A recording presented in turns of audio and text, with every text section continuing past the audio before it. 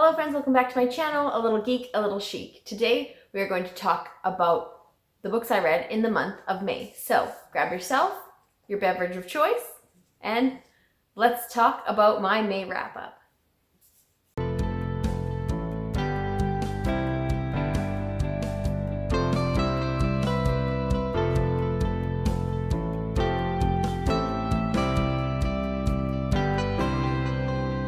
In the month of May, I read 4 books. So we are moving, no surprise, background change. I will be filming again from my library space once that's all set up. I also currently cannot find my external microphone, so if the volume or the sound is a little bit different than we're used to for these videos, I apologize. Hopefully I can find that for us soon. But I didn't want to wait any longer to film a video for you guys because it has been a hot minute. So I have my coffee here and we're going to get into what I read. We're going to start off, obviously it is very ebook and audiobook heavy because moving all the chaos, but I only actually managed for 4 books. One of them, the physical copy I read, I had to return to the library. So that has gone. So for the books that I talk about right now for the month of May, I will put a little picture up here, I think, of the books. So I'll do that and add that in. Let's get started. So I have my list down here just in case I forget anything. We're going to start with the book that I reread. A couple months ago, I read Relax, Dammit, and that was notes by, who is it? Timothy Caulfield. See, I'm not good at remembering names, which is why I have a cheat sheet. I think the audiobook is the way to go with this one. I read it, it was great. It's basically his synopsis and delving into all of the aspects you go through in your day and whether or not things that we think are good for us, bad for us, healthy, unhealthy, what the people tell you you're supposed to do, like 8 hours sleep versus 6 hours sleep, broken up sleeping versus full length sleeping. Then he talks about whether you ride your bike to work or you drive a car, which one's more dangerous, etc., etc. And all of the information that backs that. I am a sociology major, so the facts and people watching all of this, it really hit home for me. But I felt that reading it just went too slowly for me. I did enjoy the book, but I decided to give it a listen to see if that engaged me more, and it totally did. The audiobook, the way he delivers all of his content and his facts and where he got his information from is just a really, really great way to take on this book. And if you have the option to get it as an audiobook like I did from my library, my local library, I would highly recommend you do that and give this book a listen. It is a very good book, very interesting, tons of facts and things I didn't know that I learned.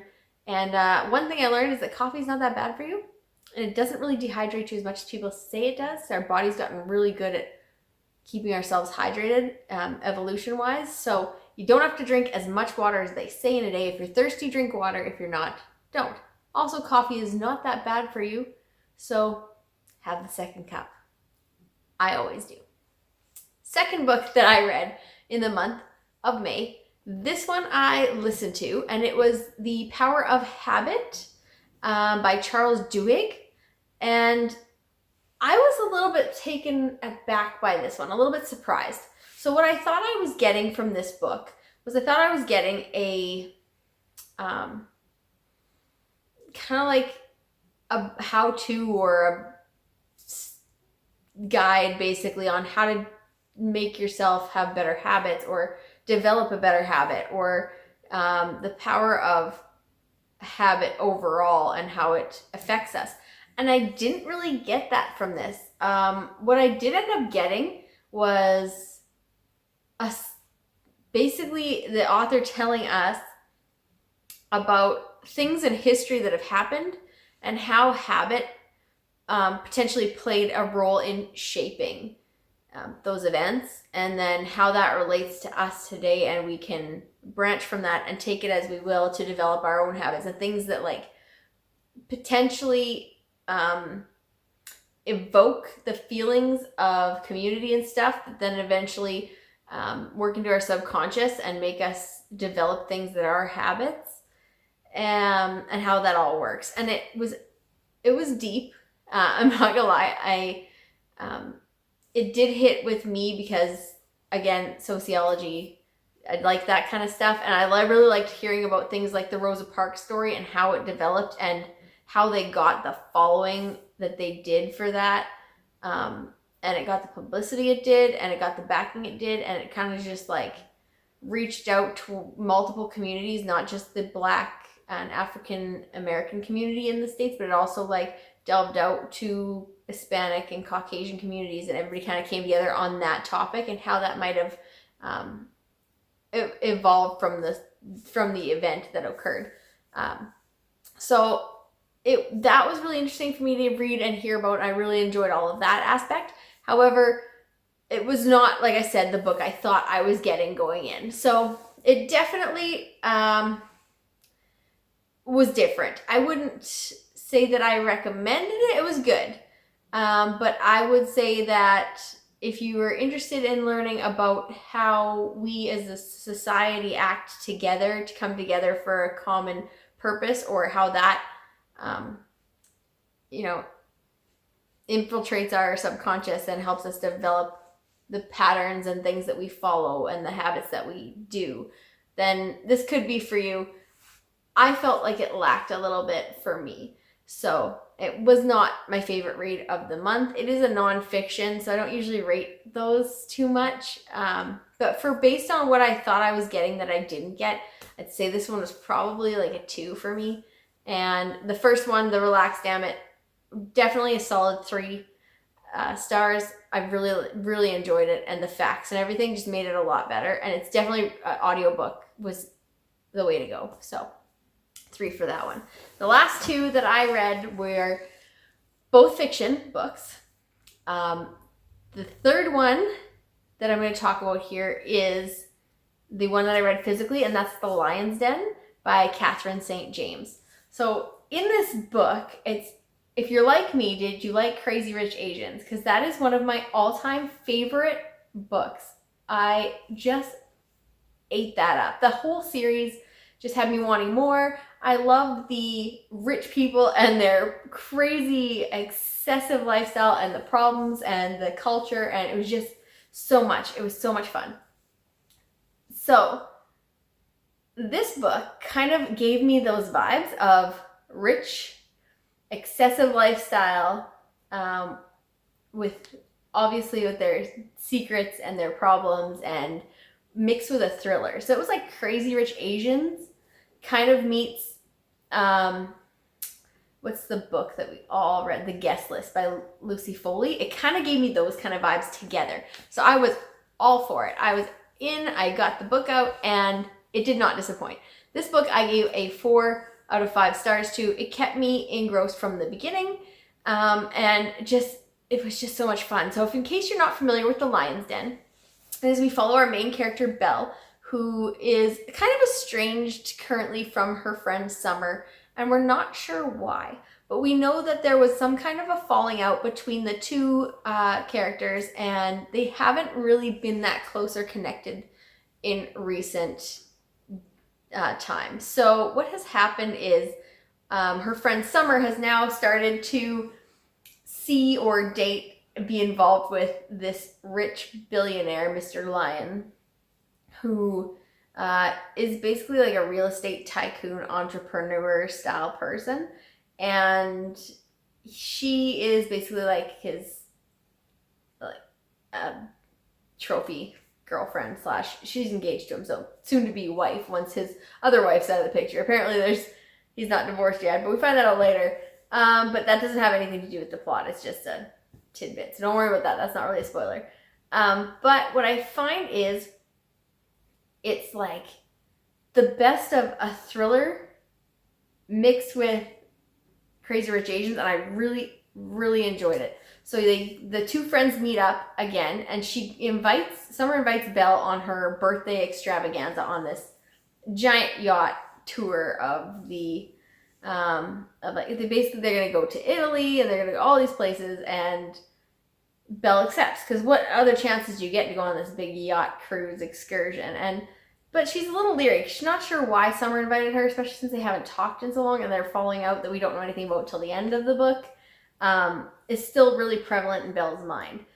Not to mention, Belle also does not get along well with travel, so she has extreme motion sickness, so that comes into play here, and that's quite funny also. Because she's dealing with that, and like, why would you accept a trip on a plane and a yacht if you have motion sickness issues? But hey, she said you only live once, so she went. And it all starts out great. Everybody's having a good time. Things aren't quite adding up for Belle, though. There's some things that she doesn't really like that's happening, and since we don't know all the backstory because it's a thriller, stuff starts to happen. And I won't say very much else because there's a lot of stuff that leads up to the end.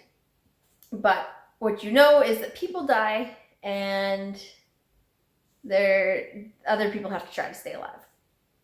And then you find out a whole bunch of greasy backstory for the characters. So it was really, really good.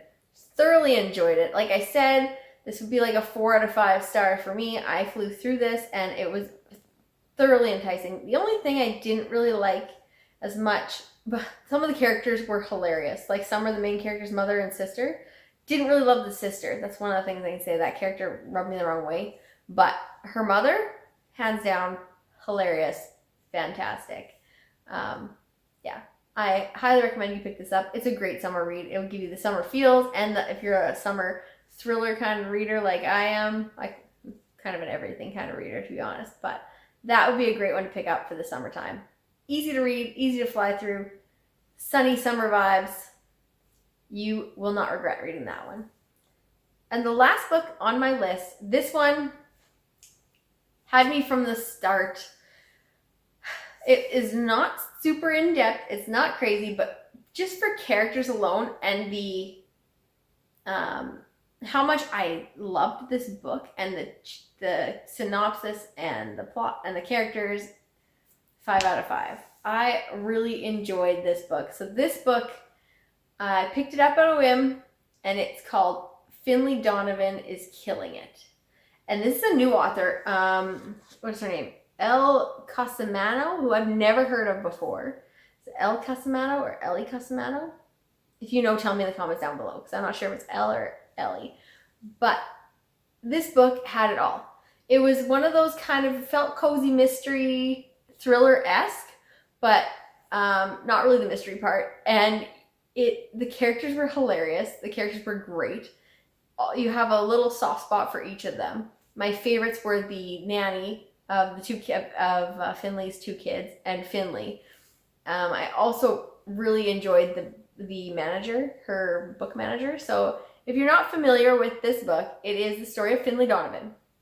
Finlay Donovan has a pen name. Can't really remember it at this point in time, but she is an author, a romance author. One of those like Harlequin style romance authors. And she needs to write this new book, but since things have kind of gone south with her, her husband and her are divorcing, her husband is engaged to be remarried, her husband is trying to get custody of her kids, and she is still living at the house that she shared with her husband. But to top it off, her husband is now her landlord. So she's got all this rolled into one part. You find out in like the first 2 chapters. And for some reason, her husband has decided to dismiss her nanny. So, add all this together. She's having a rotten day. And she has to meet her publicist or her manager at Panera, of course, the bread, like Panera Bread restaurant, to talk about where she's at with this book that she already got a chunk of money for to start the process. She got this advance, and unless she has a certain amount of this book done, she'll have to give that back, which she obviously can't afford to do right now. So she meets with her manager. Her manager gets all upset, tells her, you know, it's not that hard to write. You got good girl, bad guy. Good girl falls for the bad guy. Good girl gets out of the situation, and boom, just like that, everybody's happily ever after the end. And that's kind of the gist of their conversation at Panera. And Finlay notices this lady kind of watching her from the side of her eye while she's having this conversation with her manager. She gets up to go to the washroom. She comes back. There's like a note in her purse. or at her table, and she, not sure what it is, but she notices the lady is gone. And it just has on it a man's name and an amount of money. Cue the theory of the story. So what has happened is someone has overheard her and her manager talking, and Finley is mistaken for a hitman. This read had me from page 1, and the characters alone just had me wanting to read more, and it helped that the story was fantastic.